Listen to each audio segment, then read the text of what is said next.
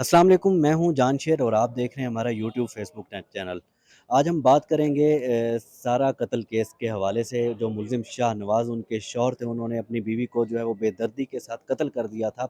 अदालत की जानिब से उनका एक जिस्मानी रिमांड दिया हुआ था, जबकि उनके साथ उनके वालिद जो थे साफ़ी अयाज़ अमीर, उनका भी एक रोज़ा जिस्मानी रिमांड मंज़ूर किया हुआ था।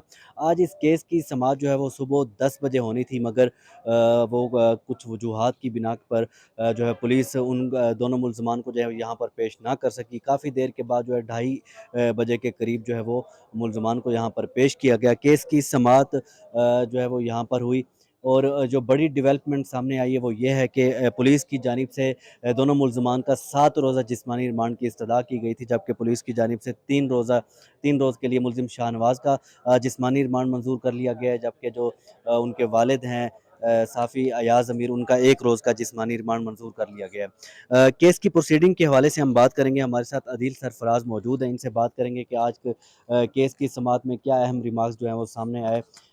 इस हवाले से बात करते हैं। बहुत शुक्रिया आदिल, टाइम देने के लिए। शुक्रिया आपका, आपने टाइम दिया, मुझे बुलाया अपने प्रोग्राम में।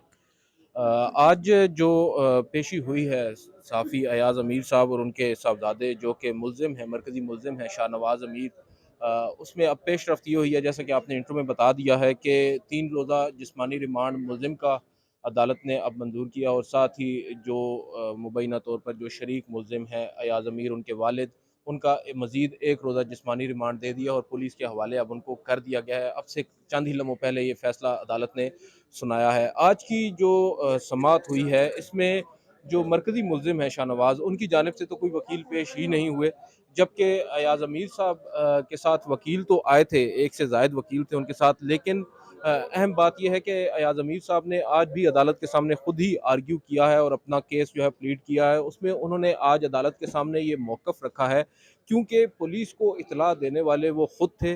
सबसे पहले जब उनको ये मालूम हुआ इस वाक़े का, तो उनको ये ख़दशा था कि शायद कोई ज़ख्मी होगा, तो उन्होंने फ़िलफ़ौर कहते हैं फ़ोन किया है आईजी को इस्लामाबाद, और जब उनका नंबर नहीं मिला तो उन्होंने उनको व्हाट्सएप पे मैसेज छोड़ा, जबकि और उनसे ही फिर नंबर लिया गया एसएसपी जो रूरल हैं उनका, और उन्होंने फिर इनको आगे एसएचओ का नंबर दिया। एसएचओ ने उनके कहने पर अयाज़ साहब से रब्ता किया और उन्होंने फिर फार्म हाउस का रास्ता उसको बताया, जहाँ से मुड़ना है, किस साइड पे जाना है, क्योंकि दूर अफ्तादा एक एरिया में उनका फार्म हाउस था। ये सारी वारदात हुई, और कहते हैं कि तकरीबन जब उनको मालूम हुआ उसके आधे घंटे के अंदर अंदर मैं यही कुछ करता रहा हूँ अपने गांव चकवाल के अंदर, उनका एक गांव है बगवाल, उसमें वो मौजूद थे अपने घर पर, आबाई घर पर, और वहाँ पर जब ये सब कुछ हो चुका, जब पुलिस वहाँ पर पहुँच चुकी, उसके बाद मैं वहाँ से निकला हूँ और यहाँ पर पहुँचा हूँ इस्लामाबाद में। मुझे समझ नहीं आ रही है, अयाज़ अमीर साहब का ये कहना है कि मुझे क्यों इस मुल्ज़िम में दफ़ा 109 जो है वो मुझ पर क्यों लगाई जा रही है।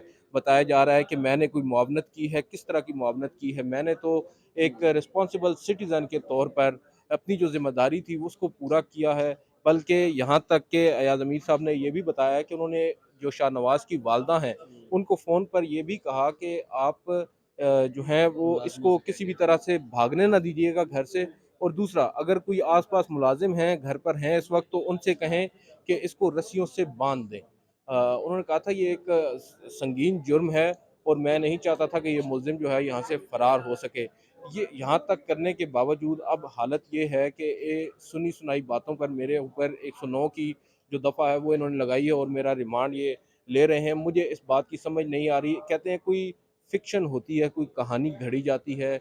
उन्होंने 2-3 मिसालें दी कि मैं वहाँ से गुज़र रहा था, मैंने अयाज़ अमीर को बात करते सुना। इस तरह की कोई कहानी ही गढ़ देते, या इन्होंने कत्ल के अंदर कोई इस तरह की, इनके पास कोई एक आयोटा ऑफ एविडेंस भी होता तो शायद ये केस बनता था। मेरे मुताबिक तो ये केस बनता है ही नहीं। मुझे समझ नहीं आ रही कि क्यों मुझे इसमें इन्वॉल्व किया जा रहा है। उसके बाद अदालत ने, पुलिस ने कुछ यहाँ पर मौक़िफ़ रखा है इनके सामने, अदालत के सामने पुलिस ने ये कहा है कि मुल्ज़िम जो अयाज़ अमीर साहब हैं, इनके बारे में इनके जो चचा हैं मक़तूला के, उन्होंने एक दरख्वास्त में ये कहा है कि इन्होंने जो शादी है वो एक कॉन्स्पिरेसी के तहत की थी। इनका मकसद जो है इससे पैसे हथियाना था। शाहनवाज़ चूँकि ऑलरेडी इससे काफ़ी पैसे हथिया चुका है, इस वजह से हम इसको मज़ीद पूछताछ करना चाहते हैं। दूसरी जानिब अयाज़ साहब का जहाँ तक ताल्लुक है, तो जज साहब ने कहा कि आप ये कहना चाह रहे हैं कि इन्होंने शादी कत्ल के लिए कराई थी?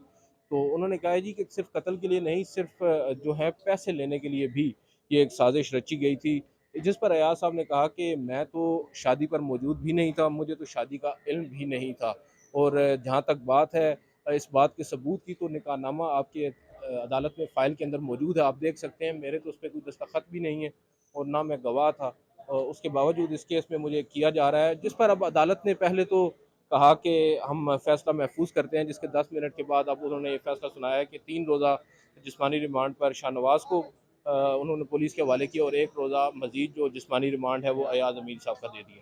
بہت شکریہ عادل سرفراز، آپ ہمیں تفصیلاً آگاہ کر رہے تھے اس کیس سے متعلق۔